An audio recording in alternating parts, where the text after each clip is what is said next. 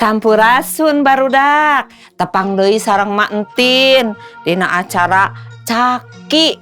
Dinten ieu emak bade medar hiji carios di hiji tempat aya hiji jalmi anu nuju ku Ciwa kulantaran dibobodo.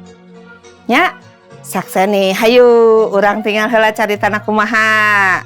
Yuk ah. Ganteng tidak tadi ngocoblak we bohong wungkul nanaon oge. Eueuh lah eueuh nu bener kanyataanna majalah mah. Eueuh hese lah di zaman kiwari mah. Neng anu bener mah entak moal percaya moal rek kumaha ge. Eueuh nu bener pusing jadina. Naon, Mak? Aya naon ieu teh? Eta geura tadinya hayo segala dibeja-beja diberitakeun. Bohong lah, bukti nama hese tara aya jelema mah ieu zaman aya namanya hese neng anu bener. Aya nu bener da. Bohong wungkul.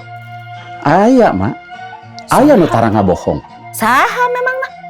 Gusti Allah. Gusti Allah mah tara ngabohong kumargi Gusti Allah mah sanes manusa.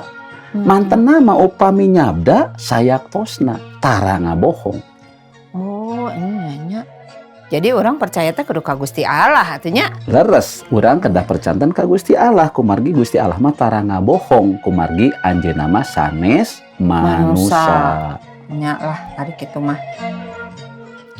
Tah kitu cariosna barudak tadinya nu mawe kitu urang sadaya kedah percanten teh mung ka Gusti Allah kumargi Gusti Allah mah tara ngabohong. Ya, sagala rupi anu didawuhkeunana estu sayaktosna. Cag dugi ka dieu heula nya. Engke kapayun urang tepang deui dina carios anu sanes. Permios.